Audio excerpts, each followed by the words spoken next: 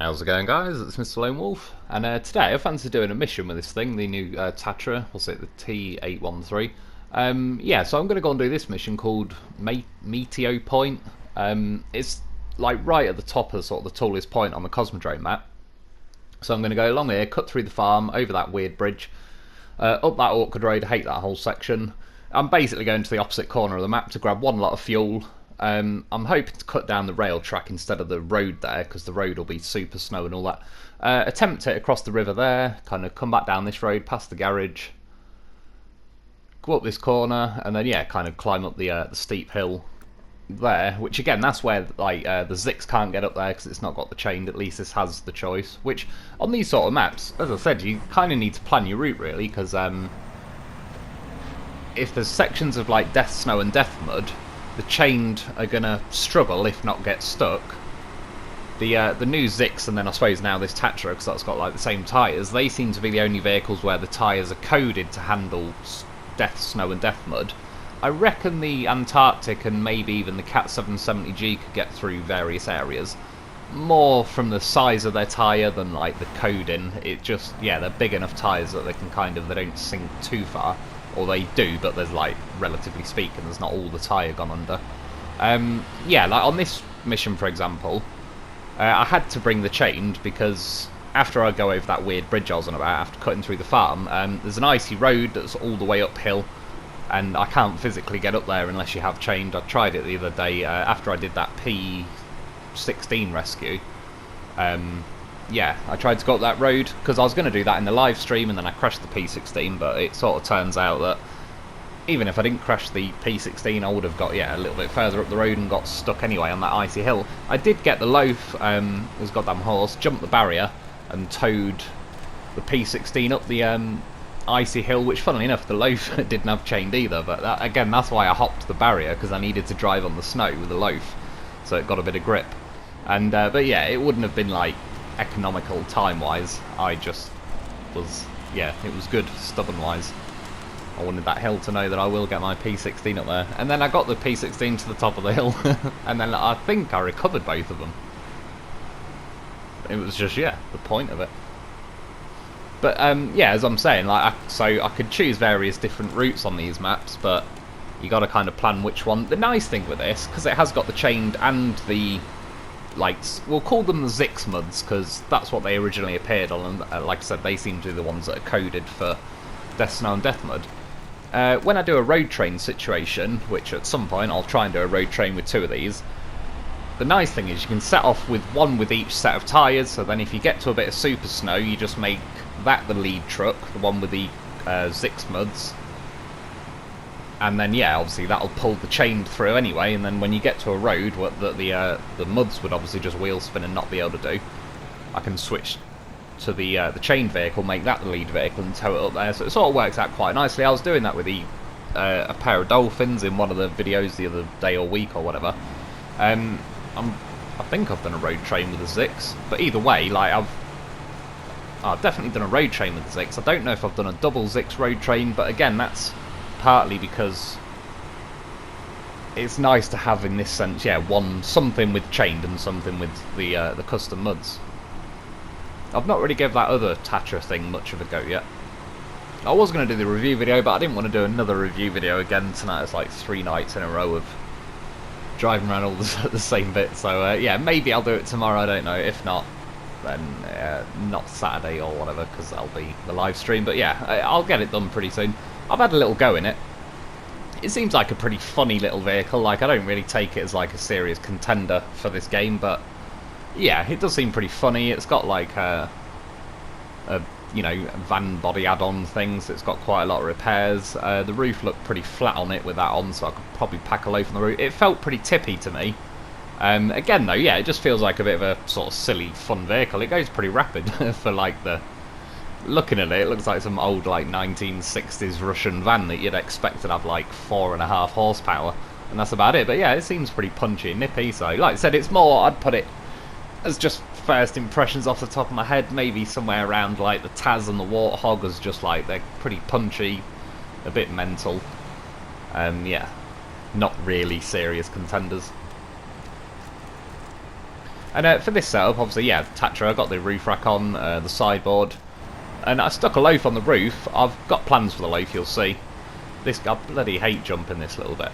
Again, you can see every time I do it, I knock a bit more ice. Like, I kind of hit a bit of ice on the other side there that sort of helped narrow the gap a little bit, but that now slipped into the, slipped in there. That's what she said. And yeah, so every time I go across there, like, it's getting a bit wider. Again, like, if and when they add this bridge building thing. Well, I don't use mods on this, but I don't know. I'll have to see, but the fact that it's, yeah, literally like a sort of almost a new mechanic within the game, being able to lay bridges, I'll seriously consider it, I know that much. This section here, I really don't like it.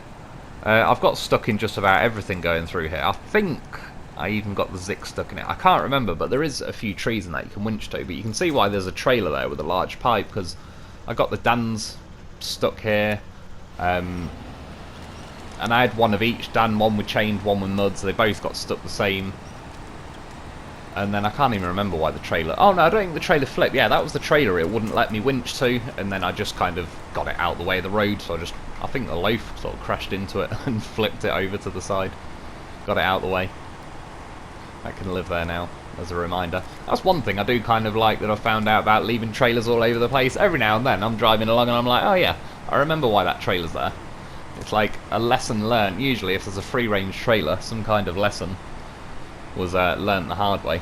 So if I leave the trailer there, it's a reminder of not to do X, Y and Z again. But then yeah, that next little mud patch, I kind of skirted over to the right a little bit, and it seemed to go through there a lot better. So as I've said before quite a lot, like, as the more you can avoid the path that they suggest for you, the better. Yeah, this is the icy hill where, like I said, with the customs, I just wouldn't be able to get up here. Which again, by now, they need to add us, like...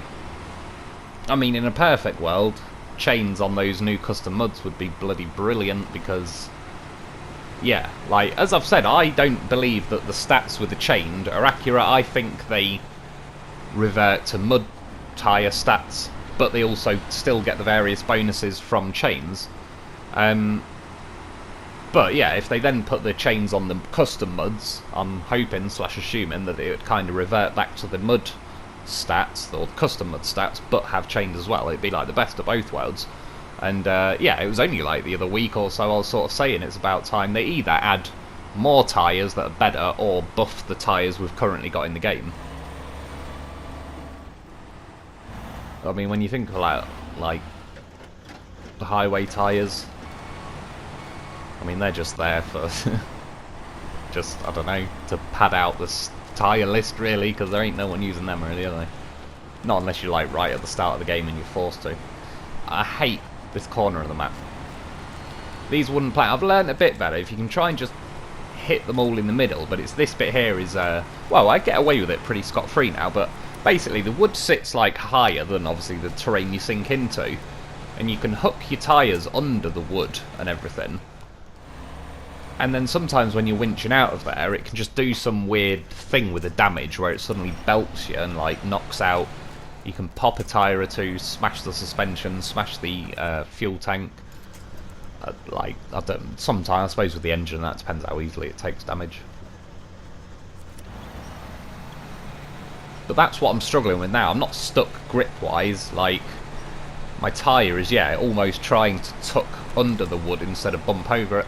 I've put a new bumper on this as well. I went and looked through the bumpers again, and they've kind of got like a bigger sump guard. The stock bumper has almost got like a little bar, which I suppose is better than nothing. I don't know specifically though, to be fair, if it actually has a hitbox or whatever.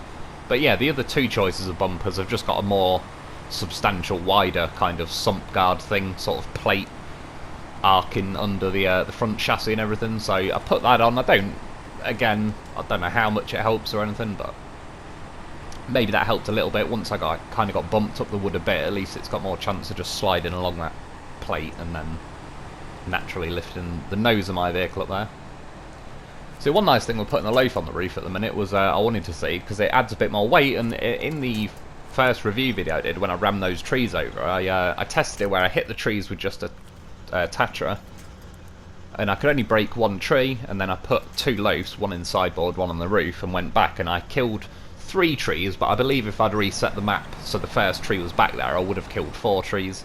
The middle tree I hit, like what would have been the 5th tree, is a little bit extra juicy. It's like just extra planted in that little bit, because again, I'm sure it was the step toe and a couple of other, like, those kind of 6-wheel generic trucks that, yeah, just, like, they could break the first 3 or 4 and then they kept stopping on that tree. But I've got an idea for the loaf. I put him on the roof for a couple of reasons, just to see, like, how well this thing, like, stability-wise, because obviously I put the loaf on the roof for quite a lot of things, so it was a good sort of little test just to find out for my own curiosity. I actually found out, though, I loaded originally the loaf in the sideboard, but I laid him sideways, and one set of his tyres were fully in. The other set was still kind of in the sideboard, but they were still propping up on one of the sides, but I was able to pack it, so I could have actually put a loaf sideways in the sideboard and still had enough room. Yeah, I only need to grab 1 lot of fuel now, so I looked as well after this, because I actually grabbed 2 lots of fuel. I believe this is the only mission I needed fuel for. Well, I certainly went scrolling through all the other missions and nothing else said fuel, so... Oh, unless, well, it doesn't really matter. I was going to say, unless that, those alpha block or beta block or whatever the hell, those missions, maybe, I don't know. But either way, I'd have to travel from Chimcheruski Gateway to Cosmodrome, and I'll be near to where I'm getting the fuel anyway. Overall, those things been doing pretty well. It'd be nice if it had diffs. I'd definitely prefer it with diffs. Just because the fact that you already got the special and advanced special set of gearboxes, which I don't mind in and of itself, because the KZ GT engine pairs very well with those group of gearboxes. But it's already a slower set of gearboxes, and then now without the diffs, you have to go into the low ranges, which is now the even slower section of the slow gearboxes, to get your diffs. So, yeah, it's a little bit like, you imagine the 2 collobs. The long nose collob hasn't... That's got engageable diffs or whatever. Yeah, the flat face collob or whatever's got diffs always on, and it's just, that's why generally I prefer, like, the long nose collob is nigh on impossible to roll. The flat face collob is still bloody good at not being able to roll though, but that's why I generally choose that, because it just has the diffs always on, and it, yeah, makes your journey a little bit more fluent without having to keep dropping it into the low ranges and everything. And not that it always happens, but if you're in the low ranges and something happens and you quickly need to put it into reverse, that extra second or 2 that it takes longer to drop it down, cross it over and drop it down into reverse, you might fall off something by then. Whereas if I was in, yeah, a collob or whatever, the dolphin in this case, with the I'd be in auto and I'd still have my diffs. Dropping it into reverse is like 1/4 of a second and I'm in. I was looking now at the rev counter, again, it's that little one, like at the, of those 2 little dials in the middle, it's the top one. Basically, this idles at about 400 RPM. In high-low, it's going at about 600 RPM, and that's it. You're only getting like 200 RPM above idle. Yeah, medium-low was 550, and then low-low was about 450, 5. It looked like it went a little bit under 5. So low-low, you're getting like 50 RPM above idle, which is, again, pretty bad. The thing itself revs up to, was it 1.5, or it might have been a little more, maybe 1700, but yeah, you don't get anywhere near like the full juiciness, which is part of the reason why I like high, because I just think that's the gear that gives you the most revs. It's the least harsh on rev caps, and I know it does the thing where you can stall if you go and start. I'll worry about that as a separate issue, but yeah, the fact that I get most of my engine's punchiness, that's why I do like it, and that's why I like the high range gearbox, because again, the high range in this set of gearboxes isn't that rapid anyway, whereas high in the yeah, the dolphin and stuff. This mission as well, part of the reason I did it, it was quite a good test for fuel, because I've got a bit of a trek to do. I'm kind of going like to the other end of the map and almost back, and then a little bit more. There was a mission on Chimcheruski where I could have moved a semi-trailer, but again, because this can't have saddle low, I couldn't really do that one. I put 2 lots of fuel in. To be honest, I was just like, sod it, if I'm going to go and get 1 lot of fuel, I may as well bring another. But then I checked afterwards and I couldn't see anything else that I needed fuel. Yeah, I wanted to reverse the loaf onto the fuel things, just to try that out, and I let the handbrake off too early, and I rolled forward. But to get out of that, I needed to get out of that area where I could collect the fuel, because it wasn't offering me the chance to turn the loaf engine on. I'm putting my truck in reverse, so the loaf's front wheels will kind of drive up the windscreen. And he's on. Which again, this was quite a sort of good fuel test for this thing. It's clearly like a long range vehicle compared to a lot of them. The fact that it's got a 380 litre tank and the roof rack, which has got, what's it, 160. But then with a loaf as well, that's another 200 litres, so I've actually got like a spare 360, so I've very close to got like a whole another full tank. Anyway, got that sorted, so now we're going to head back on a little bit of a different route. As you can see, I managed to drive for a few seconds. About now, I noticed that my loaf wasn't centred. I was like, oh hell no, that's going to drive me mad. So yeah, I just quickly got the loaf centred enough. Doesn't have to be micron perfect, but yeah, how it was before. That will irritate me the whole way. Plus, generally speaking, if you're going to take a loaf with you, it's best to centre them, because then there's not like more weight on one side than the other. As you can see as well, this thing's pretty decent at not tipping, decent enough anyway. Like, there's a good bit of camber going on there, and yeah. There's a few times tonight that I got pretty close to tipping.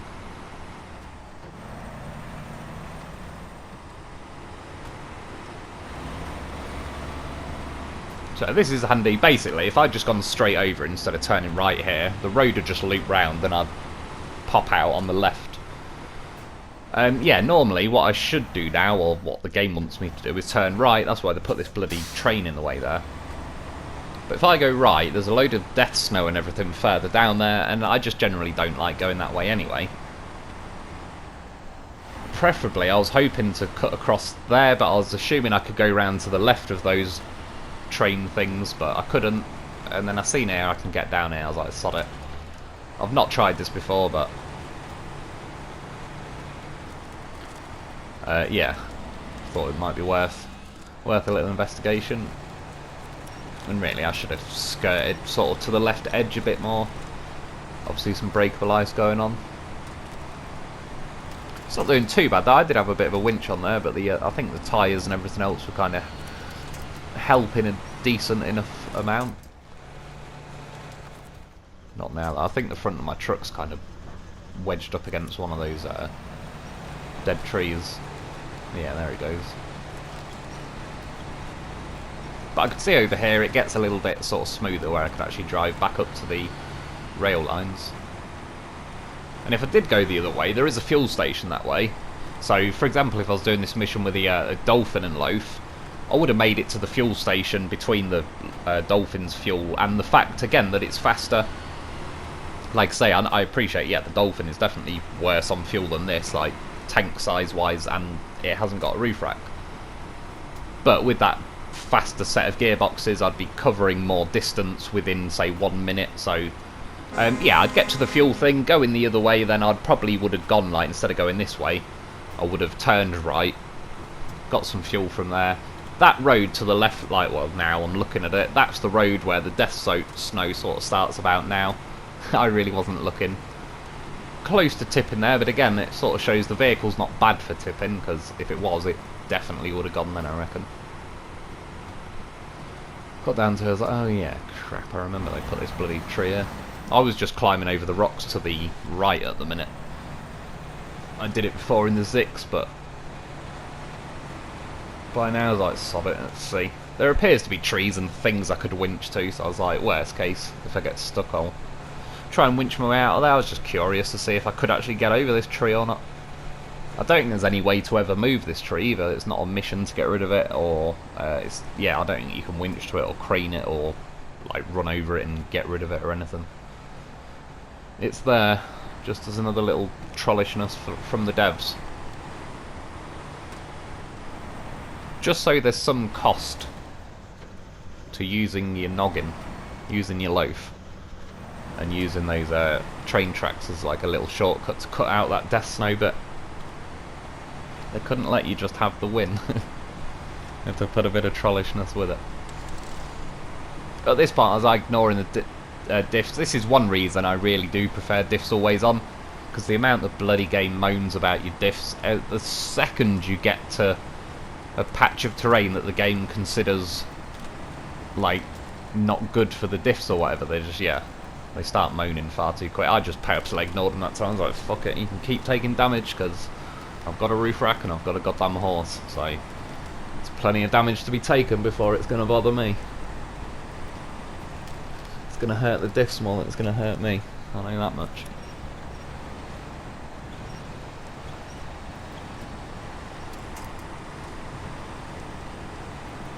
So again, pretty good lean on there, and it's still not trying to pull me over. But if this had more weight to it, the truck, overall, that's what I would do. If I had the chance to rebalance this truck, I'd add more weight to it. To be honest, I'd probably put, if possible, slightly bigger tyres on. I mean, what are they, 50? And it's not terrible. I mean, the Dolphin's got 50, Dan's 51. They're all kind of in the 50-51 range. Not going to lie, something like, I don't know, 53, 54-inch tyres would be pretty cool. But yeah, more weight. I don't know, I suppose, yeah, I'm still going to say I probably would prefer the high range gearbox. And then, yeah, diff's always on. And then I think it'd be a pretty solid truck. Well, it is still a solid truck, that's the thing when I was doing the review. It's like, it took a bit of a roasting, but it's certainly not a bad vehicle. Like, again, it's one of the better trucks in the game, like, easily. But yeah, I had the best trucks in the game a year ago when the maps were easier, so like I said, it's just, it's not better relative to how much more awkward the maps have got, so it's not a very good answer to the maps.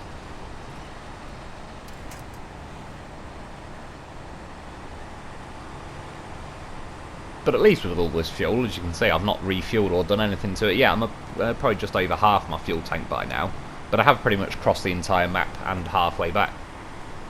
And yeah, I fancied trying it on the rocks here. However, I didn't really think about it until now, but I kind of went the easy way that I sort of found. That I found the hard way the other day. See, again, that free-range floating trailer in the middle of the river. That reminds me, don't go the other way because it acts like a windsock in a river. I tried drag it, well, not tried, successfully dragged my dolphin away.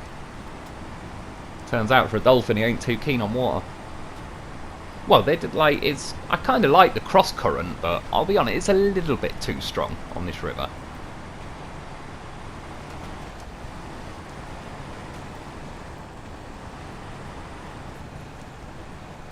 And now, I got beached a bit, and to be honest, I don't really know what I got beached on.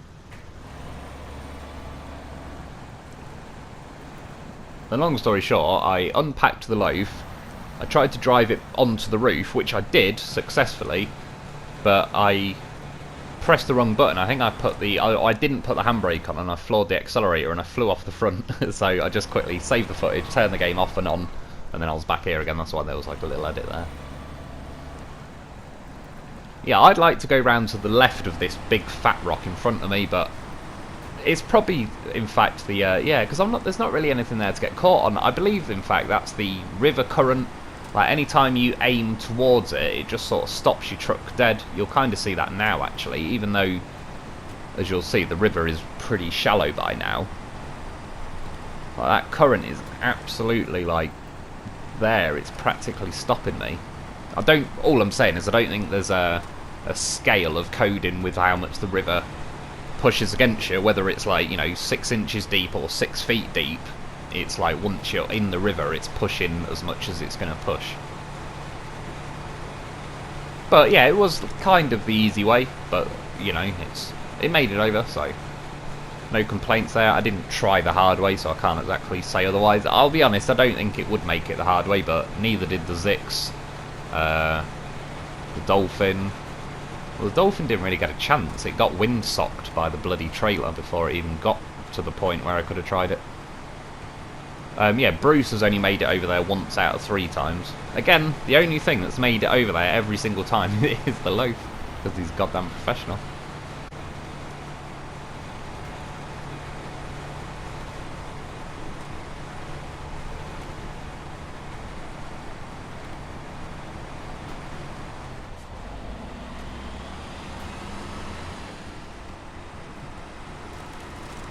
So it's just little bits like this though, even when I'm in like 5th gear, which is good, best case scenario, at least with these selection of gearboxes, like with a high range, when you go in along roads like this, you're best off in high gear if you can get into it, or you'll be in auto, but it'll sit in like 3rd or 4th out of 8th. You'll never get up to like 8th out of 8 in this sort of terrain. So you're generally better off with a high range. At least with this set of gearboxes, you'll get better top speed by staying in the autos rather than the high range. And this actually does have a relatively decent chance of getting to 5th gear, even on rougher terrain. But without the diffs, it bleeds some of that power again, because, you know, just any wheel that doesn't have a lot of resistance is just going to be the first wheel to light up and bleed some power. So that's generally why I quite like the diffs. And I don't think it's any real surprise that the best trucks in the game naturally have diffs. Or just about. Like I said, this is a bloody good truck, well, I suppose, when you consider that it hasn't got diffs. It still puts in a decent showing and all the rest of it, but yeah, it's a bit of a punishment. And like I said, in real life, I'm not a truck person really, I'm not an off-road person really. Yeah, even out of like, I've heard of Tatras, my mum's bloody probably heard of Tatras, like, they're sort of world famous off-roading trucks. And then when I heard they were adding a Tatra, I was like, oh yes. Like, thinking this is going to be good. But, yeah, I think they just get scared of making something good. Which, to be honest, I kind of thought maybe they'll shy away from making something good DLC-wise for the first season, because, you know, they've probably got to, like back when they added the car marshal. But by now, like, Season 2... especially the fact that technically these, I know you can buy them separately. I bought them separately. Oh yeah, by the way, I think it was thanks to Omar Aziz again for letting us know. Apparently, if you buy these separately, you can't buy the Season Pass 2. I'm apparently now going to have to buy all the maps separately. Yeah, like, I don't know what the case is with that, but I believe what he was saying. Like, unless they change it, then yeah. Seems a bit stupid to me, but that's apparently what's going on. But yeah, like, now that it is another season again, you kind of think now it's like, right, now just add some better stuff. Anyone who moans, with all due respect, fuck them. Like, yeah, like, it doesn't affect their game, sort of thing. How I play my game or what I've got access to doesn't affect them. So if they're gonna moan, to make my experience worse when it doesn't affect their experience either way, then yeah, fuck them. Like, I don't care.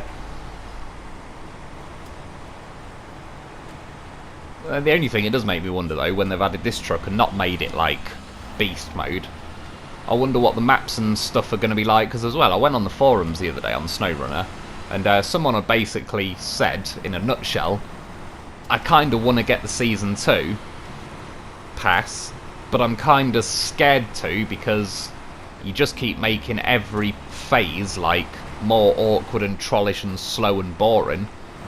So I'm worried that I'm just gonna buy 4 more groups of even crapper slower maps. So yeah, it's clearly like it's not just 1 or 2 of us. There's a load of us that are thinking that, because then it obviously had loads of responses. Other people sort of saying, to be honest, I'm kind of in the same category. That's why I don't already own Season 2, and that's why I ended up buying these trucks separately.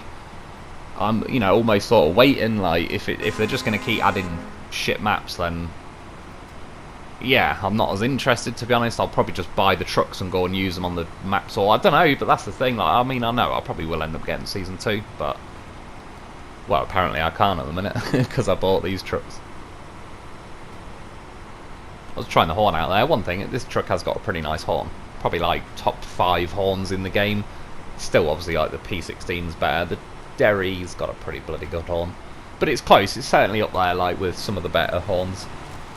It's always sad when you get a nice truck and then it's like, meep. Kind of like nod his car or something. Just quickly saving the old footage. Yeah, last little bit now, flying up there. Which again, as well, for this section, I'd need chained for this because I've got to get up like this sort of...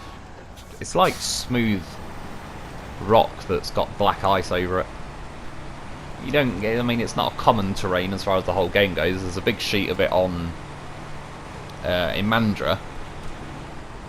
But yeah, like, I couldn't do this mission in the Zix if I wanted to, because I just can't get up either side of the hill unless you've got chained.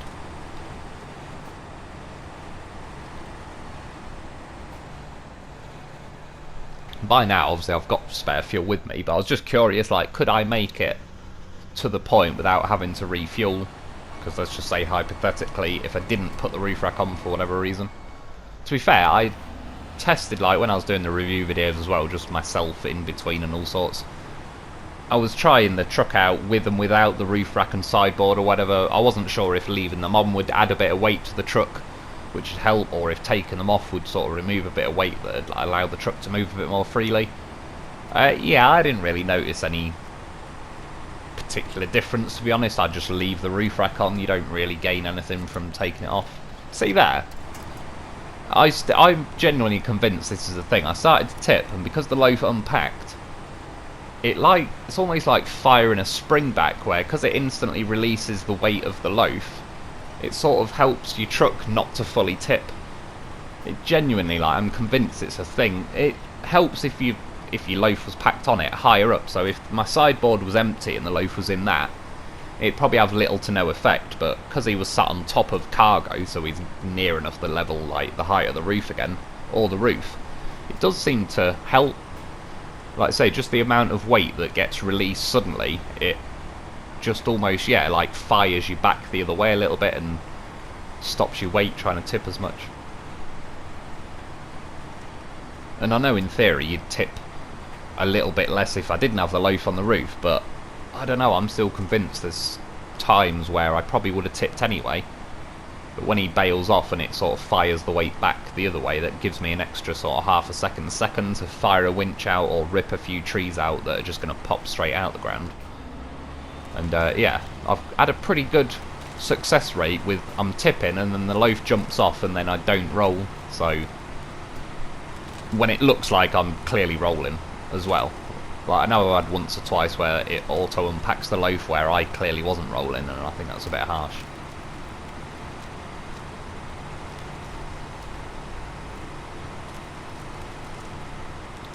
I was just watching between them two. There was one or two bits where it looked like the winch went a tiny little bit slack, like as in the loaf is technically now travelling quicker than this.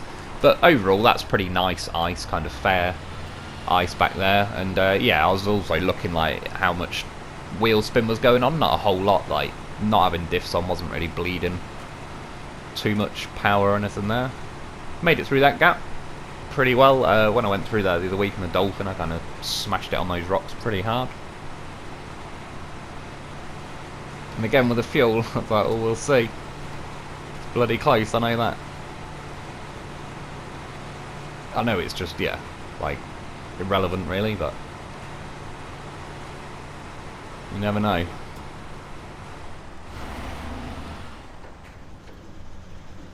So again, thanks to a few people who let me know there was like a solid ice path across here. Saves me spending 10 minutes winching to all the trees along the left and going like 0.1 mile an hour for the next half an hour.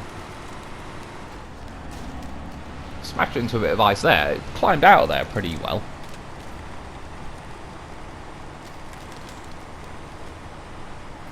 And then yeah, this is the bit now where you just, anything without chained, not a goddamn chance. And believe me, I tried for about half an hour to get the Zix up here. I could keep winching to different trees. I got the Zix pretty high up.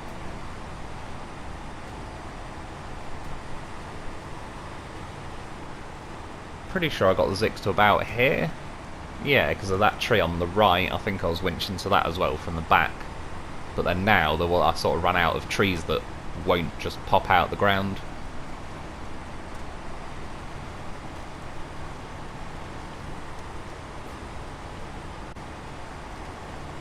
Sorry, there's a little glitch there, only a few seconds I think.